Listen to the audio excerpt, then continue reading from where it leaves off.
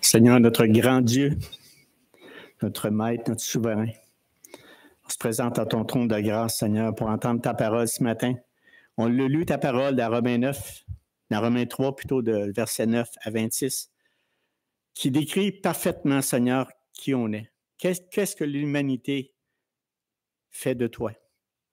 Elle est vraiment coupable devant toi, Seigneur. Puis ce matin, aujourd'hui, on te demande par ton esprit de nous aider à réaliser vraiment que nous sommes des pécheurs. On a prié là-dessus tantôt, on a vraiment soulevé, on a même chanté. Et ça, cette réalité, Seigneur, c'est que la bonne nouvelle, c'est que ton Fils est mort pour nous, pour nos péchés. Sans ça, on est perdu. Tous ceux qui s'écartent ou qui renient ton Fils, Jésus-Christ, il est mort dans ses péchés, mort pour la vie éternelle. Donc, Seigneur, ouvre nos oreilles ce matin, ouvre notre cœur, afin qu'on puisse apprendre davantage qui on est. On ne change pas, notre nature est toujours là, notre nature humaine. On pense qu'on est bon, on pense qu'on peut faire des bonnes choses, mais Seigneur, c'est toi seul qui peux juger nos cœurs et tu vois tout de notre cœur. Seigneur, aide-nous et on te remet cette prédication entre tes mains, dans le nom de Jésus. Amen. Voilà, fait que mon titre, c'est « Des pécheurs sauvés par Christ ». Et le verset, on a tous lu les versets tantôt de 9 à 26. Bonjour à tous en passant. Ceux que je n'ai pas salué, j'ai mis en note, là, mais soyez les bienvenus. Donc, dans tous ces versets-là, il y en a un qu'on va surtout parler. C'est vrai qu'on part du verset 9 à venir jusqu'à 26. Ça décrit très, très bien vraiment l'humanité entière. Puis nous, on était là-dedans aussi. Là, on va dire, moi, je n'ai pas rien à dire. Pourquoi tu nous parles du péché? Mais comme mon frère a prié, il dit, notre péché est toujours accroché à nous, c'est-à-dire qu'il est libéré par Christ, mais il reste quand même qu'on tombe. Et puis souvent dans notre vie chrétienne, on marche avec l'Éternel, mais on finit par oublier la contamination du péché. Finalement, on est rendu qu'on fait exactement ce que notre prochain fait, qui, lui, ne connaît pas Dieu. Fait qu'on va te faire un tour là-dedans, et puis regardez le verset, car moi, mon désir à moi, là, c'est que Romains 3, 23 soit présent dans notre esprit. Car tous ont péché, ils sont privés de la gloire de Dieu. Pas compliqué, c'est clair, c'est net. Car tous ont péché. Il n'y en a pas un seul. On l'a lu un matin. Pas un seul peut se mériter ça.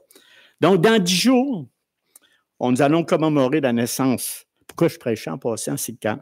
Dans 10 jours, on va vraiment la naissance de notre Seigneur Jésus-Christ, qui est festif pour beaucoup de personnes, ainsi de suite. Mais nous, en tant qu'enfants de Dieu, qui croient au Seigneur Jésus-Christ, bien, le Fils de Dieu, là, vous savez, là, qui s'est incarné dans une chair humaine dans le but de nous faire connaître son Père et aussi dans un commun accord avec son Père de venir mourir sur la croix afin de nous sauver en payant la dette de nos péchés et nous donner la vie éternelle. C'est pas rien, hein? Mais quand on va arriver ce jour-là, on devrait penser à ça. C'est pas juste de penser à la naissance, mais un sauveur nous est né. Donc, le problème de cette bonne nouvelle, qui est le point central du message de l'Évangile, c'est que nous vivons dans une culture qui se moque du péché. Il s'y complaît, comme s'il s'agissait d'une vertu. C'est quoi ça, le péché? C'est pourquoi le verdict divin prononcé contre l'être humain, dans Romains 3, 23, et je répète, car tous ont péché et sont privés de la gloire de Dieu. Ce verset venant de Dieu a peu de sens, vous savez, pour les hommes et les femmes, car ils ne croient pas qu'ils sont pécheurs et qu'ils ont besoin d'un sauveur pour effacer la dette de leur péché. Ils se croient bons. Et par la suite, avoir la vie éternelle. Oh, moi, je suis assez bon. La vie éternelle est déjà là pour moi. Quand je vais quitter cette terre, je vais être au ciel. Hein? Donc, pourtant, l'Écriture est claire et précise, car tous ont péché et sont privés de la gloire de Dieu. C'est ça que je vais prêcher ce matin? Oui, exactement. Est-ce qu'on saisit vraiment, mes frères et sœurs, toute la profondeur, la hauteur, la largeur de ce passage? Si oui, donc la naissance de notre Seigneur Jésus-Christ prend tout son sens. Vrai? Oui. Et c'est à ce moment-là que nous sommes extrêmement reconnaissants. Ce jour-là même, je sais qu'il y a une journée, mais on se peut être reconnaissant tous les jours à l'année, en fin de compte. Mais principalement à cette journée-là, reconnaissant que, et en pleine adoration, en se commémorant ce moment historique, pas banal, pas humain, mais historique, unique et exceptionnel. La naissance d'un sauveur. Puis on lit ça dans Matthieu 1, 22, 23. Tout cela arrivait afin que s'accomplisse ce que le Seigneur avait annoncé par le prophète. Voici la Vierge sera enceinte, il enfantera un fils et on lui donnera le nom d'Emmanuel, ce qui signifie Dieu avec nous. Donc, si c'est non, si on ne saisit pas, si c'est non, comment on peut apprécier pleinement la naissance de Jésus-Christ? Si on n'a pas saisi qu'on était des pécheurs, comment on peut apprécier? Moi, je ne suis pas un pécheur, moi. Oh, je suis un peu pécheur, mais Dieu comprend mon état de cœur. Puis, il est plein de miséricorde et de bonté, fait que moi, je suis correct. Vous savez, c'est un sujet que je suis en train de vous parler ce matin, c'est un sujet que j'ai réfléchi depuis 2-3 semaines. J'ai dit, ouf, qu'est-ce qui va en passer? Mais moi, juste l'effet de voir que je suis vraiment un pécheur, puis que Dieu m'a racheté. Il a donné sa vie pour moi. Ça, je dis, voyons, comment il peut m'aimer? Si on n'a pas cet état d'esprit-là, comment on peut apprécier? Non, au contraire. C'est notre état de cœur. On dit merci Seigneur parce que je n'étais pas quelqu'un qui était admis digne. Parce que j'étais un pécheur, j'en suis un encore. Mais il est là, puis il me porte, puis il me guide, puis il me l'a promis, puis il va le faire. Moi, je parlais à ceux qui, vraiment, les autres, ils ne seront pas pécheurs le matin. Ouvrez bien vos oreilles. Là. Ouvrez bien, il y a des choses qu'on va voir, on devrait se voir. OK? De porter attention. Fait que donc, quand nous pensons comme cela, nous ne pouvons pas apprécier pleinement la naissance de Jésus-Christ et dire, bon, c'est aujourd'hui, dans la ville de David, il nous est né un sauveur, qui est le Christ, Seigneur. Luc 2:1. Nokembawa, les versets. Donc, il y a la déclaration, ou le point principal ce matin que je vais vous parler, ce verset est le point central, je le répète, du message de l'Évangile.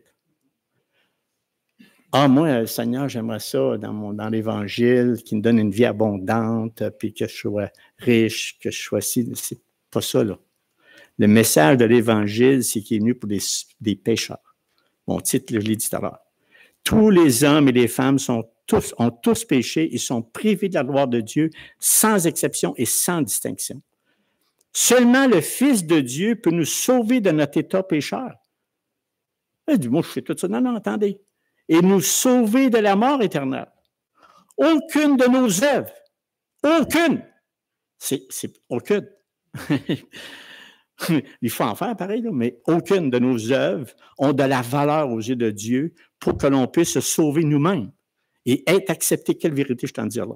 Et être accepté par Dieu sans passer par son Fils Jésus-Christ. Ça se peut pas. Mais on se leurre parce qu'on y croit, vraiment.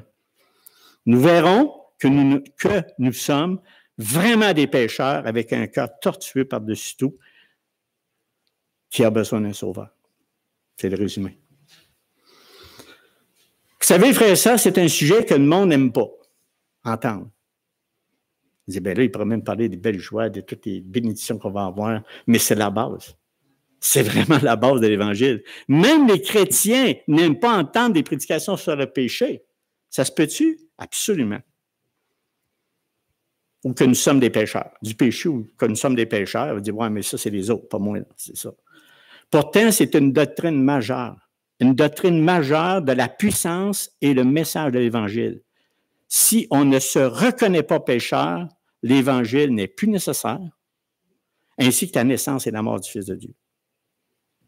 Qu'est-ce qu'on fait là? On va tous se mettre à retourner chez nous, mangeons, buvons et bourrons. C'est simplement ça. Donc, les hommes et les femmes ne cessent pas de faire des éloges quant à l'amour, la compassion et la miséricorde de Dieu sans vraiment connaître ce que Dieu dit à propos de sa sainteté, sa justice et sa souveraineté. Ils n'osent pas aller voir. Ils n'osent pas aller voir. Nous avons un Dieu saint, juste et souverain qui punit et condamne le pécheur qui pêche. Et l'homme dit, c'est pas possible qu'un Dieu soit comme ça. C'est pas possible.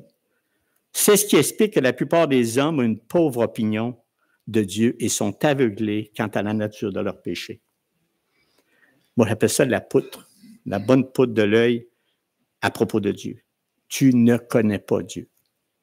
Une vraie connaissance, écoutez bien, une vraie connaissance de Dieu conduit les hommes à voir la moindre infraction à la loi de Dieu comme un crime atroce. Si tu n'as pas de connaissance des Écritures, tu n'as aucune connaissance de ce que Dieu dit dans sa parole, comment tu peux arriver et dire, tu vas dire, moi, je suis sans péché. Pas de problème. Mais quand tu lis les Écritures, tu dis, ouf. Puis tu prends connaissance de ce que Dieu dit.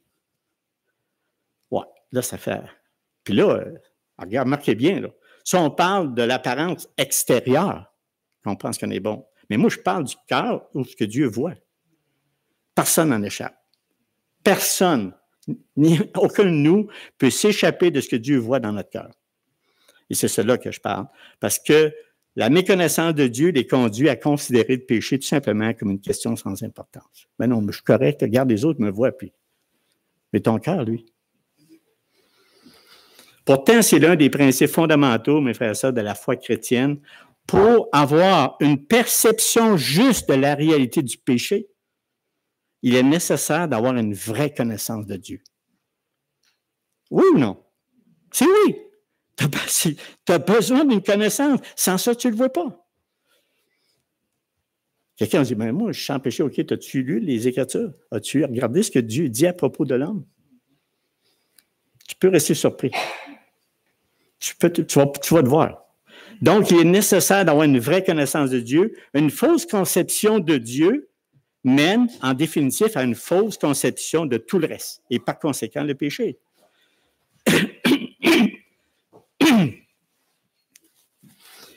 Il n'est pas exagéré d'affirmer que le manque de connaissance sur les attributs de Dieu caractérise ceux qui peuplent nos rues et même dans nos églises.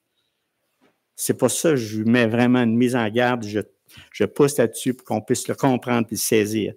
Il est possible que les hommes aient, dans certains domaines, des conceptions presque bibliques de Dieu, mais la plupart ont été bernées, crémées, mais ça ne vient même pas des Écritures. Il dit que ça vient de la Bible, mais ce n'est pas ça. En ce qui a trait au péché et ce qu'il suscite chez Dieu. Dieu comprend. Dieu comprend-tu le péché? Non, il est le péché. Pas juste, il est le péché, je le répète. Maintenant, on va voir aujourd'hui 2 points extrêmement importants qui démontrent, hors de tout doute, que nous sommes des pécheurs qui ont besoin d'un sauveur. Dans tout ça, moi, je me reconnais. Vous allez voir. C'est pour ça que je trouve, on ne prêche pas souvent là-dessus. C'est spécial que je prêche là-dessus, mais c'est justement pour préparer la fête qui s'en vient. Mais en même temps, c'était quelque chose, j'ai dit, je voulais donner quelque chose, mais ça marche. Non. J'avais ça sur le cœur, puis je voulais en parler. Donc, le premier, c'est, on va mettre des choses simples, mais je vais lire plus long, mais elle a répété une petite phrase. Une vérité fondamentale, c'est les hommes pêchent parce qu'ils sont nés moralement corrompus. L'homme est corrompu. Ça peut être à peu près dès sa naissance. Si tu es assez court, l'homme est corrompu. Et le deuxième élément qu'on va regarder, c'est les conséquences désastreuses de cette vérité que je viens de dire. Conséquences désastreuses.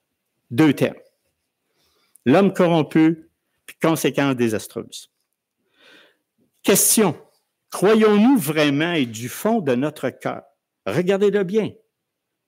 Regardez-le bien par l'Esprit Saint, il va vous le dire, que nous sommes nés moralement corrompus.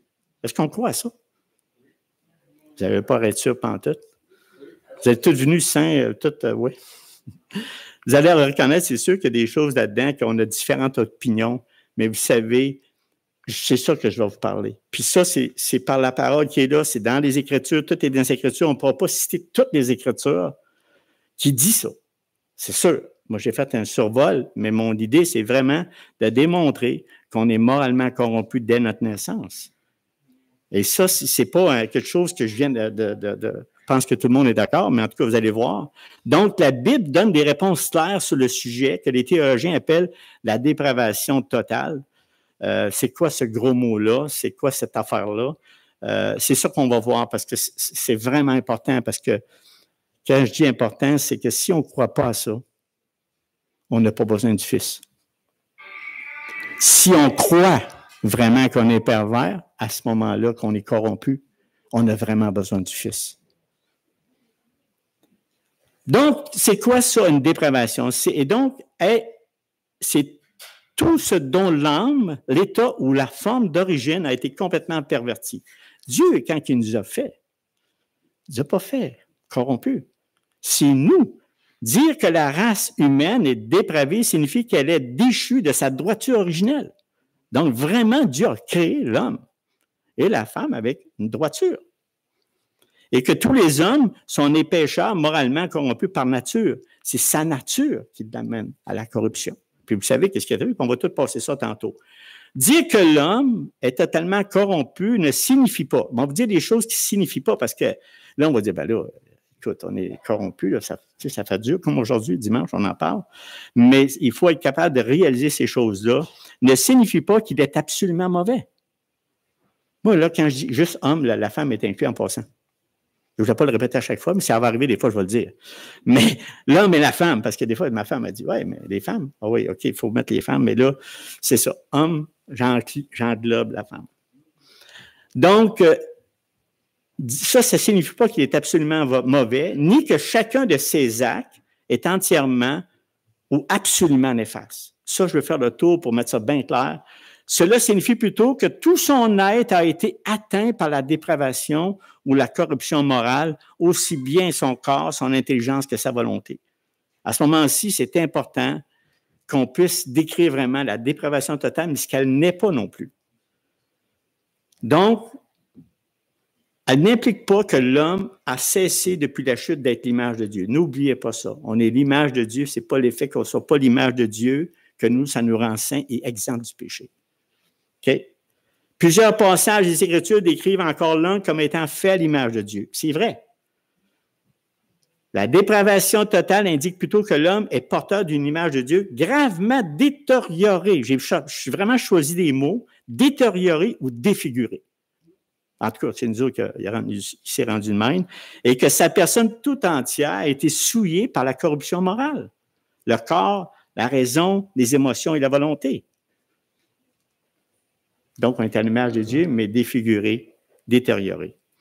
Aussi, ça n'implique pas que l'homme ignore tout de Dieu et de sa volonté. Puis, on l'écrit dans le Romain, là, c'est le Romain 1, 2, 3, c'est l'Évangile pur. C'est l'Évangile pur qui est là-dedans. N'implique pas que l'homme ignore tout de Dieu et de sa volonté. Les Écritures nous enseignent que tout homme a assez de connaissances au sujet du vrai Dieu et de sa volonté pour n'avoir aucune excuse au jour du jugement. Oh, moi, c'est pas grave, quand je vais arriver au jour du jugement, il va arranger ça. Non, non. Dieu sait ce qui est dans votre cœur. Puis il sait les choix que vous faites. Il sait, vraiment. Cette expression exprime donc le fait que, sans une œuvre particulière de la grâce, tous les hommes rejettent la vérité de Dieu au profit de leur propre spéculation futile. Et ça, c'est une vérité vraie. Tu préfères tes petites futilités au lieu de prendre la vérité de Dieu. Ils sont hostiles à la vérité de Dieu et cherchent à la tenir captive afin qu'elle ne dérange pas le peu de conscience qui te reste. C'est ça. Les hommes ont assez de connaissance de Dieu pour le haïr. Non? Absolument. Surprenez-vous pas dans votre entourage. Il ne te le dit pas, mais dans son cœur, il ne l'aime pas. Il ne te le dit pas. Écoute, ça devient arrogant. J'ai Dieu. Il me semble que ça ne regarde pas bien, mais en tout cas, dans son cœur, oui. Et assez de connaissance de sa volonté pour la rejeter et lutter contre elle.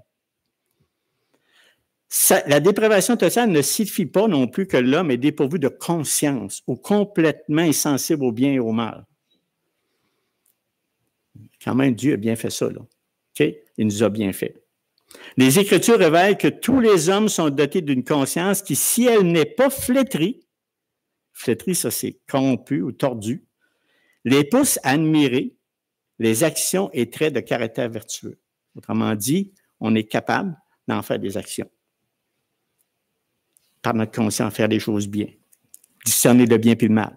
Quand on dit, oh, mais moi, écoute, je ne discerne pas le bien puis le mal. Non, tu es capable de discerner. Tu sais, même un enfant, à 3-4 ans, il sait quand il fait mal. Fait que nous autres qui sommes des adultes, on le sait. Donc, cette expression indique plutôt que les hommes refusent d'obéir de tout cœur aux directives de leur conscience que Dieu met. C'est pour ça qu'il ne te fait pas en rien. Là. Non, il met. C'est pourquoi il ne suffit pas qu'un homme ait connaissance du bien et du mal. Sa justice se mesure sur sa mise en pratique de ce qu'il sait être le bien. Et c'est pour ça qu'on est faussé. C'est pour ça qu'on devient corrompu, parce qu'on ne se sert pas de la Bible pour savoir qu'est-ce qui est droit et qu'est-ce qui est la volonté de Dieu. Moi, ce que je fais de quoi de bien? Qu'est-ce que Dieu pourra dire que ce n'est pas bien? Mais là, tu choisis toi-même. Mais la Bible te révèle qui tu es. La dépravation totale non plus ne signifie pas que l'homme est dépouillé de toute vertu. En effet, il y a des hommes qui aiment leur famille. J'en vois, moi, qui sont pas Christ, qui aiment leur famille, qui sacrifient leur vie pour les autres, qui remplissent leurs devoirs civiques et qui font de bonnes œuvres au nom de la religion. Cependant, une telle vertu n'est pas motivée par un véritable amour pour Dieu ou pour un quelconque désir véritable d'obéir à ses commandements. C'est une surface. C'est une surface. C'est pas l'intérieur du cœur, c'est une surface. Tu démontres que tu aimes Dieu, mais en fait, tu t'occupes de ta famille, tu fais tout ça, mais tu n'aimes pas vraiment Dieu. On va le voir un peu plus tard. Les Écritures montrent que nul n'aime Dieu comme il se doit et comme la loi le commande. Nul ne glorifie Dieu. Pour moi qui ai inventé ça, on l'a lu un matin. Par ses pensées, ses paroles ou ses actes. L'homme se préfère à Dieu et c'est l'amour de soi ou des autres. Non l'amour de Dieu qui le pousse à accomplir des actes d'altruisme, d'héroïsme, de devoirs civiques et de bonnes œuvres religieuses. La dépravation totale aussi ne signifie pas que tous les hommes ont laissé libre cours à l'immoralité, ni que tous font preuve du même degré d'immoralité ou se livrent à toute forme de mal qui existe. Donc, tous ne sont pas des délinquants, des fourniqueurs, des meurtriers ou des meurtriers. Cela signifie plutôt que tous les hommes naissent avec une grande tendance naturelle ou inclinaison au mal. On a une inclinaison automatique vers le mal, qui sont tous capables des pires crimes et des perversions les plus honteuses. Des fois, on voit quelqu'un qu'on connaît pendant des années, puis il fait un crime odieux, puis il dit comment cet homme-là peut faire ça? C'est ça. C'est justement tout ce que je vous parle. Le fondement de l'homme est corrompu, est moralement corrompu. L'humanité dans son ensemble est attirée à une corruption morale de plus en plus grande, et sans la grâce commune de Dieu. Et ça, on a déjà prêché là-dessus, sans la grâce commune de Dieu pour freiner ça. D'autres, on ne voit pas là, la puissance de Dieu. Cette détérioration morale serait sensiblement plus rapide qu'elle ne l'est actuellement. Puis là, on pense que Dieu est en contrôle, Dieu dort. Dieu ne dort pas, Dieu est en plein contrôle de ce qui se passe, même si M. Trump est rentré au pouvoir, il est tout en contrôle de ça. La planète entière a peur, mais Dieu est en contrôle. Je vous dis ça en parenthèse, ça sortit de ça, mais ayez pas peur. Non, mais c'est vraiment une vérité, mais c'est ça. Pour moi, qu'est-ce qui rassure l'âme, c'est Dieu est en contrôle. Dieu est souverain. Puis, il n'est pas de nous. Il lui connaît. Il connaît nos cœurs. C'est ça le but de notre prédication ce matin. C'est vraiment qu'on se voit comme des pécheurs, mais sauvés par grâce. Sauvés par le Christ. C'est ça, faut avoir. Si tu n'as pas le Christ pleinement dans ton cœur, tu es mort. Même si tu parais bien, même si tu es beau, même si tu parais bien beau. Sans Christ, on ne peut pas arriver. Sans Christ, on ne peut pas avoir la vie éternelle. Donc, la dépravation ne signifie pas que les hommes sont dépourvus de facultés nécessaires pour obéir à Dieu. Oh, mais moi, je ne tente pas d'obéir à Dieu. Non, non. Dieu nous a créé. L'homme n'est pas une victime. N'oubliez pas ça. L'homme n'est pas une victime qui désire obéir et qui est empêché par des éléments indépendamment de sa volonté. Non, non. Il le fait volontaire. De ne pas obéir à Dieu. Volontaire. L'homme est doté par Dieu d'une intelligence, d'une volonté et d'une liberté de choix. Il est dès lors responsable. C'est pour ça que tu ne peux pas justifier. Tu es responsable devant un Dieu en tant qu'être capable de discerner le bien du mal. Tu es responsable. Donc, la dépravation totale démontre que l'homme ne peut pas, ça va être dur à gober ce que je vous dis là, mais c'est vrai, c'est la parole de Dieu, démontre que l'homme ne peut se soumettre à Dieu parce qu'il ne le veut pas. Et il ne le veut pas parce qu'il est hostile à Dieu. Non, vous ne croyez pas ça? Moi, je sais qui j'étais avant, là. Avant Dieu touche par sa grâce. Ça ne me disait rien, Dieu. Puis, c'était un Dieu. On a parlé de Dieu, puis on a dit ça à la petite école. Puis, en tout cas. Donc, ça, c'est le premier élément. Je voulais vraiment décrire qu'est-ce que Dieu a mis dans l'homme. Parce que là, on va dire, oui, mais Dieu, s'il nous a créé, il devait savoir qu'est-ce qu'il fait. Mais la partie, il a laissé un choix, un libre arbitre à l'homme, et c'est ça qui l'a tué, c'est ça qui l'a détruit. Donc, on a un autre aspect aussi qu'il faut parler, c'est la mort spirituelle. C'est que dans le jardin, Dieu avait averti, dont on va au début, Dieu avait averti Adam qu'il mourrait certainement le jour où il mangerait de l'arbre de la connaissance du bien et du mal. Et c'est assez clair, ça. Même si Adam continue à vivre encore longtemps sur terre, il est mort au sens réel du terme à partir du moment où il a choisi l'indépendance plutôt que la soumission et le péché contre Dieu, et péché contre Dieu. Au lieu de faire ça, il a désiré choisir lui-même qu'est-ce qui était bien et qu'est-ce qui était mal. À cause de son choix désastreux, Adam s'est séparé de Dieu et la mort s'est introduite dans cette partie de son être qui lui avait permis alors de connaître son Créateur, de communier avec lui. Mais là, il l'a coupé. Autrement dit, il est devenu un cadavre spirituel. Il était physiquement vivant, mais spirituellement mort. Et la majorité des gens, si on n'est pas touché par la grâce de Dieu, s'il ne nous a pas appelés à sortir puis à voir son Fils Jésus-Christ, on est spirituellement mort. Puis sensible à toutes sortes de stimuli mauvais, l'origine humaine ou démoniaque, tout en étant insensible à Dieu et à sa volonté. Parlez-en, vous en parlez à votre entourage, vous allez voir, c'est ça que ça fait. Les Écritures nous enseignent que la conséquence dévastatrice de la désobéissance d'Adam ne s'est pas limitée à sa personne, mais s'est répercutée sur toutes les générations. C'est pour ça que je disais que depuis le début, toutes les générations d'humains qui lui ont succédé et qui, depuis lors, naissent spirituellement morts. Fait que si on ne croit pas à ça, puis on pense que nous, on est venus d'une bonne famille, puis on croit qu'on est bon, puis qu'on n'est pas, on est sans péché, bien, vous n'êtes pas Christ. Il faut vraiment se repentir de ça. C'est ce qu'explique Paul ici dans Éphésiens 2, 1, 3. Il dit, vous étiez morts. C'est pas plus ça dans les airs. Vous étiez morts par vos offenses et par vos péchés, dans lesquels vous marchiez autrefois selon le train de ce monde, selon le prince de la puissance de l'air, de l'esprit qui agit maintenant dans les fils de la rébellion. Nous tous aussi, nous étions de leur nombre avant d'être achetés par Jésus-Christ. Et nous vivions autrefois selon les convoitises de notre chair, accomplissant les volontés de la chair et de nos pensées. Nous étions par nature des enfants de colère comme les autres. Nous apprenons de ce texte que tout homme entre dans ce monde tel un mort spirituel, dépourvu de la véritable vie de l'esprit, insensible à Dieu et à sa volonté. Il est étranger à la vie de Dieu. Il vit comme s'il était mort pour Dieu et que Dieu était mort pour lui. C'est aussi pour cette raison que dans les psaumes, on voit qu'il y a des hommes déchus qui ne cherchent pas Dieu et que leur pensée se limite à dire qu'il n'y a même point de Dieu. Jusqu'à ce point-là, c'est une arrogance totale de l'humain. Donc, l'homme déchu ne prend pas en compte la réalité de Dieu ou la nécessité de marcher conformément à ses commandements. Dans les faits, il vit comme un athée. Même il reconnaît l'existence de Dieu ou d'une forme de divinité, mais cela n'a aucun impact sur sa vie réellement. Aucun impact. Sa vie n'est pas transformée, n'est pas changée. Il est sans péché. Il est mort, quoique vivant, et jouissant des plaisirs. Il a un cœur de pierre envers Dieu, et il est comme un arbre d'automne sans fruits, 2 fois mort et déraciné. Il est un cadavre vivant. Sa justice est comme un vêtement souillé et ses actes les plus religieux sont les œuvres mortes. C'est trop dur, hein, à entendre?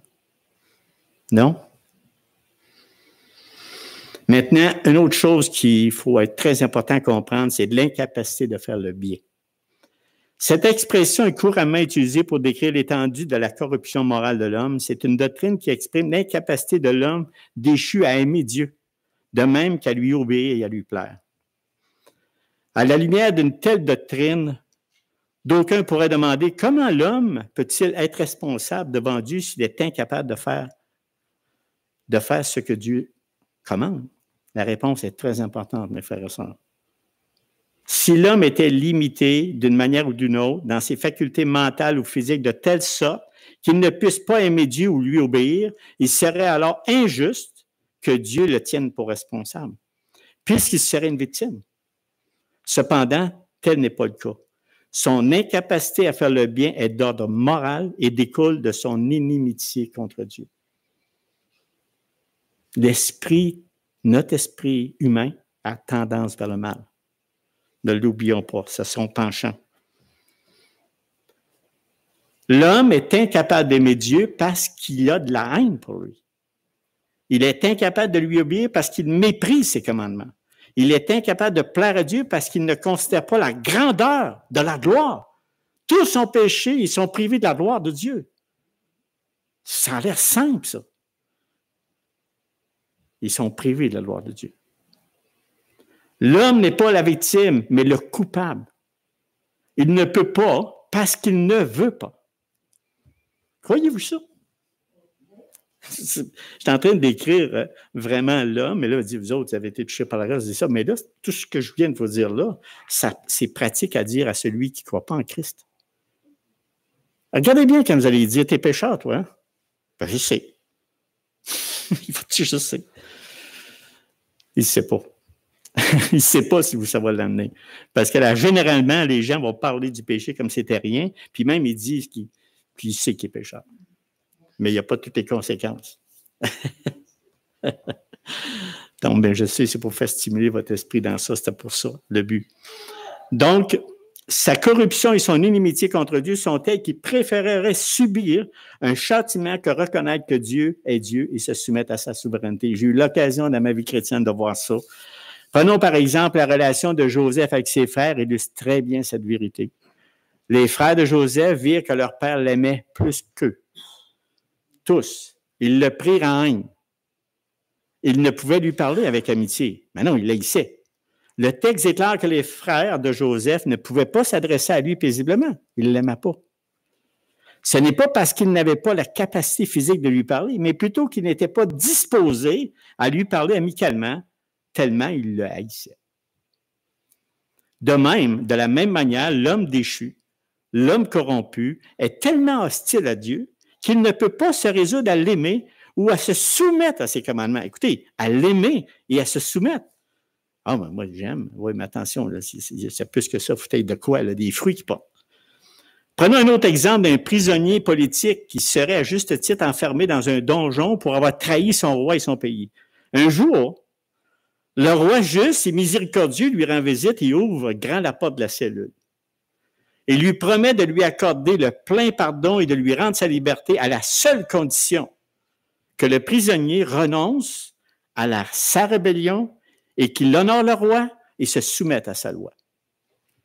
En attendant ces paroles, le prisonnier se jette sur la porte pour la refermer avec grand fracas, se confinant à nouveau dans l'horrible donjon, puis, dans un accès de rage, il crache à la figure du roi et s'écrie « Je préférerais mourir dans cette cellule que m'incliner devant toi. » On fait la même chose avec Dieu.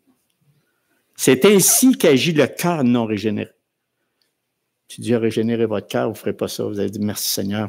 Alléluia. » L'homme est tellement hostile à Dieu qu'il préfère périr en enfer que rendre à Dieu le respect, la gloire et l'obéissance qui lui sont dus. Quand tu prends connaissance des Écritures, mes frères et sœurs, ça vient te chercher. Puis tu te vois pécheur. Puis tu es content que Dieu t'ait sauvé, que Christ est mort pour tes péchés. La volonté de l'homme est soumise à sa nature.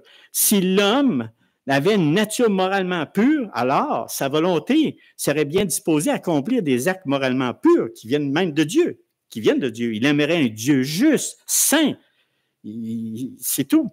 Aurait de la considération pour ses commandements et même des aimer puis de chérir ses commandements. Toutefois, l'homme déchu a une nature corrompue et sa volonté est dès lors disposée au mal. Ainsi, il est un Dieu saint et juste. Je vous dis, mes frères, ça, si on verrait tout ce qui est dans le cœur d'un être humain, je suis content que Dieu n'ait pas fait ça. Il y a lui qui peut faire ça. Parce que ça peut être découragé l'un des autres. Ainsi, il est un Dieu juste. Donc, il détourne sa vérité, il se rebelle vraiment contre ses commandements. C'est dans cette relation étroite entre la nature et la volonté de l'homme déchu que se trouve la réponse à la question fréquemment débattue. L'homme possède-t-il le libre arbitre? À cela, les Écritures répondent que l'homme est libre de ses choix, mais qu'il lui plaît de choisir le mal en raison de sa dépravation. Il le fait lui-même, il est libre. Il ne peut pas dire « Ah, ben c'est les autres qui m'ont amené au péché ». Non, non. C'est toi qui te détournes de Dieu, c'est toi qui rejettes Dieu, c'est toi qui haïs Dieu, c'est toi qui ne veux pas dans sa vie. C'est toi, tu as le libre arbitre. Ah, ben je savais pas, je savais pas. Oui, mais ce n'est pas encore une raison. Ça ne passera pas. Donc, en d'autres termes, l'homme déchu a la libre arbitre, mais son libre arbitre ne s'oriente pas vers ce qui est bien. C'est ça, l'homme. Sa volonté est esclave de sa nature dépravée. Il faut se voir. Moi, quand je vous parle de ça ce matin, je ne suis pas à part de ça, là. Je me dis, je fais comme Paul. Qui me délivrera de ce corps de mort? Puis c'était Paul, l'apôtre Paul, qui était vraiment, il prêchait un évangile fort. Il faut avoir cette conscience-là, mes frères, ça, sensible, justement au péché qui nous entoure. On tombe facilement. Par conséquent, il choisira toujours librement ce qui est opposé à Dieu et à sa volonté. C'est dans notre nature. On n'aime pas être dirigé. On n'aime pas avoir des commandements. On aime mener notre vie. C'est à moi, cette vie-là. La réprimande cinglante que Jésus adresse aux pharisiens révèle clairement cette réalité. Race de vipères, comment pourriez-vous dire de bonnes choses méchants comme vous l'êtes? On est des pharisiens parfois. L'homme dégénéré porte de mauvais fruits parce qu'il est un mauvais arbre. Sa volonté est soumise à sa nature corrompue et en est esclave. Deuxième point qu'on va parler maintenant, quelles sont les conséquences désastreuses de cette vérité? L'homme dégénéré ne peut connaître Dieu. C'est des points que je vais vous donner, c'est des points clairs à réfléchir, à penser. C'est les conséquences du péché, mais il faut demander la grâce de Dieu pour nous amener à la repentance, nous amener à dire, Seigneur, je suis pécheur, mais par ton Fils Jésus-Christ, tu vas me sauver. Mais tu ne peux pas donner un ordre à Dieu. Si ton cœur n'est pas si ton cœur n'a pas cette disposition, devant l'Éternel, il va dire, regarde, mon petit gars, je vais bien demander ça, mais ton cœur est corrompu. Il n'est pas vrai, il n'est pas sincère. Donc, l'homme dégénéré ne peut connaître Dieu. La race humaine, grâce à la bienveillance, providence de Dieu, a fait de grandes prouesses intellectuelles dans des domaines tels que la science, la technologie et la médecine. Cependant, tenez-vous bien, la connaissance qu'a l'homme déchu de Dieu n'est rien de plus qu'un labyrinthe tortueux rempli d'hérésie et de pensées futiles. Qui est Dieu? Vous n'entendez pas ça? Qui est Dieu? Je ne le vois pas. Je ne le vois pas. Donc, cette ignorance n'est pas le résultat d'un Dieu qui se dérobe, mais d'un homme qui s'enfuit. Dieu s'est clairement fait connaître aux hommes au travers de la création, de ses œuvres souveraines dans l'histoire, par des Écritures, et enfin au travers de l'incarnation de son Fils. Puis moi, ce qui m'impressionne, ça fait 2000 ans qu'on en parle encore. Puis c'est écrit dans les Écritures. Puis c'est dans le livre de vie. Fait que qu'est-ce que tu essaies de me dire? Tu sais?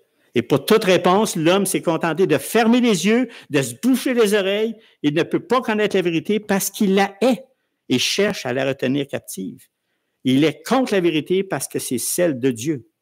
Moi, je vous dis contre tout ça ce matin parce qu'on a tous été de même avant.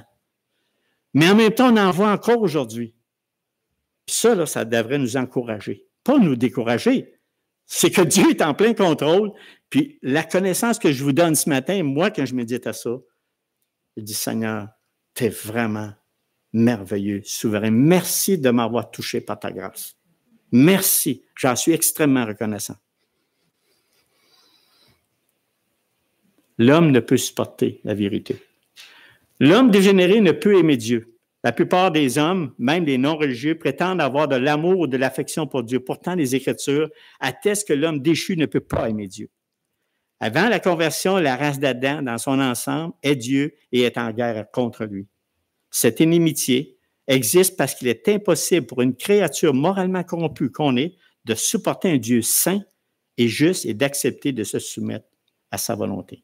On aime notre péché en passant. On retourne souvent dans notre bourbier. Notons que la plupart de ceux qui disent aimer véritablement Dieu en savent très peu sur ses œuvres et ses attributs. C'est un manque de connaissances, tels qu'ils sont décrits dans les Écritures. Aussi, le Dieu qu'ils aiment n'est rien d'autre que le fruit de leur imagination. Je peux m'imaginer que Dieu m'aime. Ils se sont fait un Dieu à leur image et aiment cette œuvre. Tu sais bien, Seigneur, tu sais comment, regarde-moi comment je suis bon, que je fais des bonnes choses. J'entends ça régulièrement. Tout basé sur ses œuvres. Mais qu'est-ce qu'il pense vraiment, Dieu? Pas intéressant de savoir. Donc, Dieu déclare par la bouche du psalmiste, « Tu t'es imaginé que je te ressemblais, mais je vais te reprendre. » Si le plus grand nombre, y compris ceux qui se disent religieux, sondaient les Écritures, et ils trouveraient certainement un Dieu très différent de celui qu'ils disaient aimer. Ils sauteraient des paragraphes puis des chapitres. S'ils prenaient au pied de la lettre l'enseignement des Écritures sur les attributs de Dieu qui sont la sainteté, la justice, la souveraineté et la colère divine, ils répondraient très probablement « Ah, mon Dieu n'est pas comme ça. » Bien sûr, tu ne le connais pas. Tu ne connais pas. Si tu ne connais pas ton Dieu, tu ne peux pas savoir que tu es comme ça. Et je ne pourrais jamais aimer un tel Dieu. Ah non, mais Dieu est un Dieu juste. Donc, ainsi, la réaction de l'homme déchu qui rencontre le Dieu des Écritures n'est autre que la répulsion et le rejet. Qu'est-ce qui explique cette réaction négative? Une fois de plus, cela est relié à ce que l'homme, au plus profond de son être, si l'homme était saint et juste par nature, il pourrait facilement aimer un Dieu juste et saint. Mais il est dépravé. L'homme dégénéré ne peut chercher Dieu. On l'a lu tantôt. Tous ces points-là que je parle, c'est dans le livre, là, dans Romains. Le monde dans lequel nous vivons est rempli d'hommes qui se tardent de chercher Dieu. Pourtant, une simple déclaration des Écritures suffit à renverser cette prétention. Nul ne cherche Dieu. Je ne cherchais pas Dieu. Je ne cherchais pas Dieu. Je vous le dis. Le 40 ans, le 40 plus d'années. Non, c'est Dieu qui est venu me chercher. C'est Dieu qui m'a réveillé. C'est lui qui m'a touché par sa grâce. Je ne peux pas m'accorder ça. Donc, il arrive souvent que des chrétiens nouvellement convertis commencent à leur témoigner. J'ai cherché Dieu pendant des années. Dieu faisait déjà quelque chose dans ton âme. Ça, c'est vrai. Parce que j'étais pour 1 an. Ça ne me lâchait pas. Tu sais, je veux dire, je dis, comment ça que je pense à ça de même? Tu sais, je pensais tout le temps, puis ça travaillait dans la tête. Mais là, tu rouvrais l'Écriture, tu n'en avais pas de 2 jours. C'est ça que c'est. Mais je ne cherchais pas Dieu pareil. Mais lui, il peut travailler dans ton cœur. Par exemple, comme on fait aujourd'hui. Comme on fait aujourd'hui. Vous attendez vraiment la vérité. Pas celui qui cherche Dieu, bien là, vous ne cherchez plus, il est là. On en parle. À ça, les Écritures répondent encore une fois, nul ne cherche Dieu, l'homme est une créature déchue et il y a de la haine pour Dieu parce que celui-ci est saint et s'oppose à la vérité de Dieu parce qu'elle dévoile sa dépravation et sa rébellion. Aussi, il ne viendra pas à Dieu, mais fera tout en son pouvoir pour l'éviter et ôter de sa conscience tout fragment de la loi. J'avais un choix. Quand Dieu travaillait dans ma vie, il me touchait par sa grâce. Je dis, non, c'est pas vrai ça, là, c'est pas possible. Mais j'avais un choix, quand même. Par sa grâce, il m'a réveillé. Mais j'avais un choix. J'aurais pu le rejeter. En croyant que j'ai tout pareil. Que j'étais un bon gars, sans péché.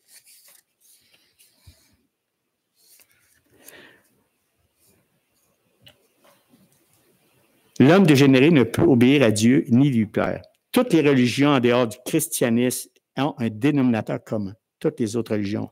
La réconciliation avec Dieu, ça, c'est pas la vraie vérité, je vous donne les religions en général. La réconciliation avec Dieu est obtenue par l'obéissance, le mérite personnel, tu ne peux pas se passer de moi, ou à une certaine aptitude à lui plaire. Le christianisme est seul à déclarer qu'en dehors de l'œuvre de la grâce de Dieu, l'homme ne peut obéir à Dieu ni à lui plaire. Puisque l'homme est vraiment pur et dépourvu de mérite qui lui soit propre. Est-ce qu'on est conscient de ça? Est-ce que vraiment on est conscient? Même ses plus belles actions ne sont pour un Dieu saint juste rien qu'un vêtement souillé. Hey, quand tu as cet esprit-là, là, tu cherches, tu dis Dieu, viens à mon secours. C'est pour nous l'une des plus grandes leçons d'humilité des Écritures, mais également l'une des vérités que la race d'Adam répugne et à laquelle il s'oppose le plus. Ça a commencé dès le commencement. Il n'en demeure pas moins vrai qu'il s'agit d'une part essentielle de l'Évangile qui doit être soulignée jusqu'à ce que les hommes mesurent le poids de cette vérité que je vous parle ce matin. Tous ont péché et ils sont privés de la gloire de Dieu. Ils sont perdus, sans espoir, sans secours. Ils doivent être sauvés et ils ne le feront que par la main de Dieu, que par le Fils Jésus-Christ. L'homme dégénéré ne peut se changer lui-même. Le 20e siècle a démarré avec un grand optimisme. Le 20e siècle, on va révolutionner la Terre. Quant à la capacité de l'homme, qu'on lui donne beaucoup de valeur, d'évoluer vers une créature supérieure et plus noble. Au 20e siècle, c'est de même qu'on fait ça. Donc, l'ère qui devait être celle de l'amélioration s'est soldée dans la stupeur du désespoir, puis ça finit plus. On parle de Troisième Guerre mondiale, on parle de guerre entre peuples. Les Écritures enseignent clairement que l'homme naît spirituellement mort et moralement dépravé. Donc, toute tentative de changer soi-même est sans espoir et voue à l'échec. N'essayez pas ça. Vous allez tomber sur un mauvais chemin. Vous allez vous éloigner de Jésus-Christ. Il ne sera plus votre maître parce que vous allez prendre le contrôle d'une vie qui est à perte. Dieu a déclaré dans la bouche du prophète Jérémie 2, 22, il dit, quand tu te laverais avec du nit, que tu emploierais beaucoup de potasse, où ton iniquité resterait marquée devant moi. Et dans Jérémie 13, 23, il dit, un Éthiopien peut-il changer sa peau? Et un léopard ses taches? De même, pourriez-vous faire le bien, vous qui êtes accoutumés à faire le mal?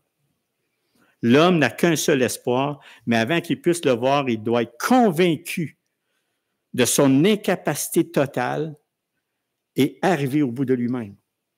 Si vous pensez ça, vous êtes dans l'erreur. Vous ne pourrez pas vous changer. Dieu seul nous change réellement. L'homme dégénéré est esclave de Satan. Au commencement, Adam était libre à Dieu et de dominer sur toute la terre. Toutefois, à cause de sa rébellion contre Dieu, toute sa race a été emportée avec lui dans la corruption et l'esclavage. Vous savez, depuis la chute, tout homme naît de sa nature corrompue Satan. J'espère que toutes ces choses qu'on parle, vous en êtes convaincus. Bien que peu d'hommes se constatent comme des disciples du diable, c'est rare de dire, hey, moi je suis un disciple du diable, c'est rare d'entendre ça. Les Écritures attestent que tout homme, tous les hommes vivent selon le prince de la puissance de l'air. C'est qui la puissance de l'air? C'est Satan. Qui agit puissamment en ceux qui vivent dans la désobéissance de Dieu. Fait que toi, quand tu n'es pas avec Dieu, tu es dans la puissance de Satan. Ça fait drôle de dire ça, mais c'est la vérité. Les Écritures montrent que le monde entier est sous la puissance du malin. Que tous les hommes sont nés sous sa domination et qu'il s'est emparé d'eux pour les soumettre à sa volonté. Donc, on est deux maîtres. On est maître. Le maître, c'est Dieu. J'aime mieux être le maître Dieu dans ma vie que celui de Satan. Bien que le terme esclavage soit approprié pour décrire la relation de l'homme avec le diable, ça serait une erreur de penser que l'homme est une victime retenue contre sa volonté. Là, on va dire, ben oui, mais c'est à cause de Satan. Il ne faut pas dire ça. Parce qu'on a le libre arbitre, puis c'est nous autres qui avons décidé d'aller avec lui.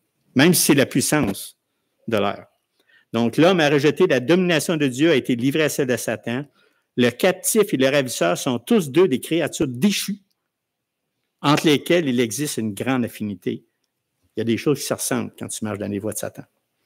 Donc, le dernier point que je garde, c'est, je dis dernier point, c'est-à-dire que je ne vais pas répéter, c'est pas j'achève. Sommes-nous si mauvais? C'est ça, c'était ma question du final du message de la prédication ce matin. On est si mauvais que ça? Notre époque est résolument optimiste, mais insensée à ce qu'elle place l'homme au centre de l'univers. C'est incroyable comment nous, les hommes, on met des hommes, puis on les admire, puis on met lui à la place de mettre notre Dieu. Et il l'acclame comme la mesure de toute chose. Hey, l'homme va régler nos problèmes. Celui-ci, il se réclame, moi je parle de l'homme, de détenteur de grandes qualités. On a des grandes qualités, de grandes valeurs morales, oui. Mais il se vend d'un avenir meilleur, tout en faisant fi de la ruine de sa propre histoire, de sa conscience chargée et de l'enseignement des Écritures. Après avoir connu les Écritures, comment on peut se fier à un homme? Il couvre ses innombrables immoralités, vrai? Si on découvrirait tout ce qui se passe dans ce monde, surtout des personnes en pouvoir, et sa dégénérescence continuelle en changeant simplement les règles du bien et du mal. C'est ce qui se passe dans le moment plus que jamais. plus que jamais, en appelant bien ce qui était autrefois considéré comme mal.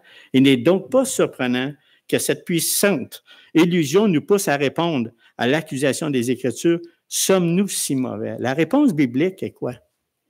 Oui. Oui, nous sommes vraiment mauvais. C'est pour ça que la bonne nouvelle est bonne. C'est pour ça que le reste est vraiment bon. Les Écritures témoignent clairement du fait que Dieu, durant les jours de Noé, suscitait un grand déluge qui a englouti le monde entier. L'impiété et l'immoralité grossière de l'humanité étaient la cause de ce jugement divin. Puis ça devrait nous toucher quand on parle. C'est quoi cette histoire-là de Noé? Il y en a même qui dit, c'est écrit, puis ça n'a jamais arrivé. La terre a été détruite par l'eau, puis il en est resté 8. Genèse 6, 5, 6, il dit, l'Éternel vit que la méchanceté des hommes était grande sur la terre et que toutes les pensées de leur cœur se portaient chaque jour uniquement vers le mal. On a changé de nature, nous autres, après. L'Éternel se repentit d'avoir fait l'homme sur la terre, il fut affligé en son cœur. Ce n'est pas seulement la méchanceté de l'homme qui ressort de cet extrait, mais c'est l'étendue de celle-ci. Toutes les pensées de leur cœur se portaient chaque jour uniquement vers le mal. Il s'agit là de l'une des déclarations les plus importantes, les plus marquantes des Écritures au sujet de, qu'on l'appelle, la corruption totale, complète ou dépravation généralisée. Donc, à première vue, l'acte d'accusation peut sembler exagéré et ne concerner que quelques personnes de l'histoire, tristement célèbres, dont la conscience était complètement flétrie. On a eu des Hitler, puis on a encore d'autres aujourd'hui, il en a bien qu'un. Un examen plus poussé révèle que nous sommes tous visés. Il y en a sans exception. Imaginons un instant qu'on pourrait avoir une machine qu'on pourrait, chacune de nos pensées qu'on a, là, à l'heure actuelle présentement, on projette ça en avant ici, là, puis qu'on peut se regarder, on les prend un par un. Comment est-ce qu'on serait mal? Là, nos familles regardent ça, nos amis, nos frères et sœurs. Seigneur, évite ça, je te demande pardon. C'est ça, je veux dire. C'est que la pensée, on ne peut pas, on est contaminé, puis même après le déluge, on est de même nature qu'il était avant. La même chose, c'est pas parce que le déluge. Donc, d'autre part, si nous maintenions tous, contre tout bon sens, une attitude effrontée, affirmer n'avoir rien, honte de rien, qu'on n'a honte de rien, ne cesse baisser la preuve que nous mentons, que nous berçons d'illusions ou encore que notre conscience est complètement flétrie. Mes frères et sœurs, nous sommes des pécheurs sauvés par Christ. Ça, c'est ça qu'il faut retenir ce matin. On avait deux options. La vérité est que les meilleurs d'entre nous ont eu des pensées si honteuses qu'ils n'oseraient même pas partager avec leurs amis les plus proches. Moi aussi, je suis là. Il n'y a aucune exception ici. On est tous là. Donc, tout cela est la preuve qu'il y a quelque chose en nous qui c'est tout simplement pas droit. Et ça, on a besoin de Christ. On a besoin de sa parole. On a besoin des Écritures pour nous éclairer notre âme. Puis Dieu le fait par son Esprit Saint. Si on y croit. Si on n'y croit pas, malheur. Donc, ce fut le malheur des plus grands philosophes, moralistes et théologiens de toute l'histoire de la pensée. Le dilemme humain a été résumé par l'apôtre Paul, qui résume tous ces grands-là, les philosophes qui ont donné des idées, de la psychologie, tous les grands livres, des paquets de livres qui nous donnent des solutions, mais pas la vraie. Et c'est Romains 7,15, il dit « Car je ne sais pas ce que je fais », c'est Paul qui dit ça, « et je ne fais point ce que je veux, et je fais ce que je hais. » Ça, c'est profond ce qu'on vient de dire là. Ça veut dire que Paul était pogné comme nous, pogné complètement là-dedans. Fait que Paul, lui, fallait qu'il se ramène constamment aux Écritures pour se ramener son cœur puis prier l'Éternel, qu'il se conserve, éloignement du péché. Fais en sorte que ça ne vienne pas me contaminer, qu'il ne me détourne pas de toi, constamment. Donc, précisons que la méchanceté décrite précédemment ne se limite pas à la période diluvienne, comme j'ai dit, antidiluvienne. En d'autres termes, le déluge n'a pas effacé la propension, c'est-à-dire de l'homme au mal, ou de la direction que l'homme est porté vers le mal. Donc, Noé n'a pas non plus été en mesure de laisser un meilleur héritage qu'Adam. Il n'était pas été meilleur, hein, il aurait pu comprendre ça. Mais Noé, qui était 100 ans à dire, « On a un déluge, là! Tout le monde va! » Ils n'ont pas cru. Ils n'ont pas cru. Pantoute, il riait de lui. Pendant 100 ans, c'est quand même quelque chose. Donc, après le déluge, Dieu a ordonné à Noé de quitter l'arche et de lui révéler. Et il lui a révélé que le cœur de l'homme resterait marqué par la dépravation jusqu'à la fin du monde. Ça, c'est signe de son état non régénéré. Puis Genèse 8, 21, il dit, l'Éternel sentit une odeur agréable quand il a fait son devant l'Éternel. L'Éternel dit à son cœur, ça je parle de Noé, de son cœur, je ne maudirai plus la terre à cause de l'homme, parce que les pensées du cœur de l'homme sont mauvaises dès sa jeunesse. C'est pas moi qui l'invente, c'est les Écritures qui le disent. Et je ne frapperai plus tout ce qui est vivant, et comme je l'ai fait. Donc, avant le déluge, Dieu a déclaré que les pensées du cœur de l'homme se portaient continuellement vers le mal. Et après le déluge, peu de choses ont changé, croyez-moi. Les pensées du cœur de l'homme restent tournées vers le mal. Prenons conscience de ça. Prenons conscience. Si on n'est pas conscient de ça, on va rester dans le mal.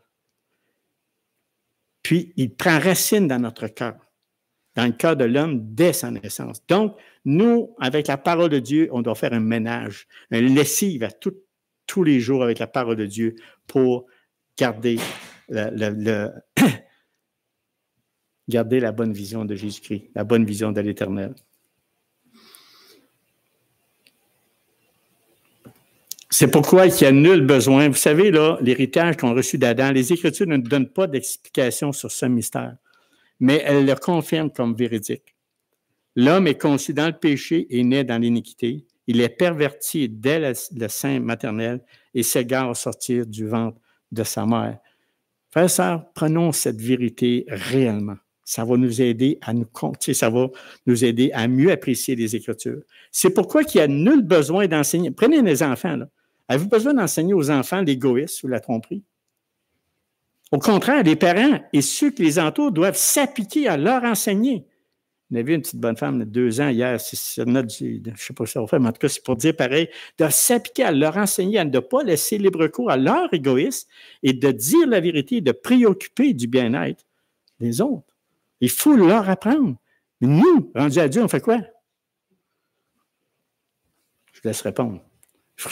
On a besoin de quelqu'un de plus supérieur, de quelqu'un qu'on croit, qu'on a pleinement confiance. Donc, les Écritures enseignent que l'homme fait ce qui est mal parce que le mal est en lui. Cette dépravation intérieure imprègne et affecte chacune de nos pensées, de nos paroles et de nos actions. Je sais que plusieurs fois, j'ai répété certaines choses, mais vous savez, frères et sœurs, c'est que je l'ai dit au début. Prenons conscience. Prenons conscience que le péché, même si on a été racheté par Christ, peut nous éloigner, peut nous... Quand je dis éloigné, on ne perd pas un salut, je ne parle pas de ça. Mais moi aussi, en même temps, je parlais de celui qui veut le salut. La personne qui croit vraiment, qui est sans péché, puis qu'elle va avoir la vie éternelle. Posez-vous des questions, mes frères et sœurs, avec tout ce que je viens de dire. Maintenant, sommes-nous pleinement convaincus de ce que Dieu a dit à propos de l'homme et de la femme qu'il a créé? Frères et sœurs, comprendre la nature de l'homme et de la femme est fondamental à la compréhension de l'Évangile et à l'évangélisation. On ne peut pas évangéliser quelqu'un, comprendre l'Évangile si on ignore qu'on est pécheur ou on ne veut pas dire qu'on est pécheur. Oubliez ça. Ça, c'est clair, ça? C'est clair, vraiment. C'est pour ça que j'appuie dessus. Donc, le verset suivant qui suit Romains 3, 23, parce qu'on va finir sur une bonne note, est le verset, et ça fait du bien au cœur et à l'âme. Il dit, car tous ont péché et sont privés de la gloire de Dieu, et ils sont gratuitement justifiés par sa grâce, par le moyen de la rédemption qui est en Jésus-Christ. C'est une bonne nouvelle, ça? Je veux finir par une bonne nouvelle, quand même. Même si on est déchu et on est tordu, mais on est encore là. Lui, il nous rachète. Donc, quelle bonne nouvelle de la part de Dieu. Nous sommes des pécheurs sauvés par Christ. Retenez ça, si c'est juste ça, ça va. On est des pécheurs sauvés par Christ. Et c'est seulement par la puissance surnaturelle de Dieu qui peut ouvrir les cœurs et les esprits, comme on a prié tout à l'heure, pour voir l'importance et les dommages que le péché cause à l'être humain, puis dire, Seigneur, pardonne mes péchés, car tu es le seul qui peut me laver de ses péchés puis me donner la vie éternelle. Mais faites-le de bon cœur parce que Dieu sait ce que vous pensez. Regardez et donnez la foi qui vient. Donc, en tant qu'ambassadeur de Christ, c'est à nous de proclamer la grandeur de Dieu, les richesses de sa grâce, mais aussi à dévoiler au travers de la lumière de la parole de Dieu et la puissance du Saint-Esprit la véritable condition du cœur humain que personne ne voit, mais que Dieu voit clairement. Quand on tape sur le dos de quelqu'un de nos amis ou frères qu'on sait qu'il ne veut rien savoir de Dieu, tu sais, c'est dur de dire Dieu t'aime, mais il va t'aimer encore bien plus si tu te repens de tes péchés. parce que tu es pécheur. Mais voyons donc, c'est ça. J'arrête là, mais vous l'avez tout entendu, je ne répéterai pas. Donc, restons sensibles, mes frères et sœurs, et vigilants à propos de notre cœur. Nous qui avons été rachetés, régénérés, soyons vigilants. Si on voit quelque chose qui est en train de prendre racine, qui est contre Dieu, contre sa volonté, dépêchez-vous à demander pardon. Dépêchez-vous. Seigneur, je me repens de mon péché et viens à mon secours. Restons sensibles. Parce que maintenant, nous connaissons la nature humaine, nous avons un grand besoin d'être constamment à l'écoute de notre Sauveur qui est Jésus-Christ. Je m'arrête là, mes frères et sœurs, que Dieu vous bénisse depuis ce temps-là. C'est pas moi qui va amener la prochaine prédication, c'est mon frère Vincent qui va nous parler de la naissance de Jésus-Christ, parce que c'est proche, hein, c'est dans 10 jours. Vous voulez juste mettre la table, il va mettre la nappe, puis le restant. Ça va. Donc, ça va, on va prier. Éternel, notre grand Dieu, c'est un sujet qui parfois nous donne du mal de cœur parce que c'est la vérité. Et aussi, Seigneur, on a tellement besoin de se rappeler, ce n'est pas des prédications qu'on donne à tous les jours, mais le moment festif qui s'en vient de commémorer la naissance de ton Fils Jésus-Christ que tu as envoyé pour nous, Seigneur. On a besoin d'avoir cette réalité, d'où qu'on était avant, puis Seigneur, d'où que tu nous as mis aujourd'hui par ta grâce. Aide-nous, Seigneur, à être sensibles vraiment à tout ce qui nous entoure, sensibles, qui va contre ta volonté, mais qu'on puisse faire et marcher humblement avec toi, marcher avec foi avec toi et dire, Seigneur, change mon cœur. Change mon cœur, un cœur qui t'adore, un cœur qui veut faire tes commandements. Seigneur, merci pour ce temps. On te remet vraiment le reste de cette journée entre tes mains, que mes sœurs et mes frères et sœurs soient bénis par ta parole. Dans le nom de Jésus. Amen.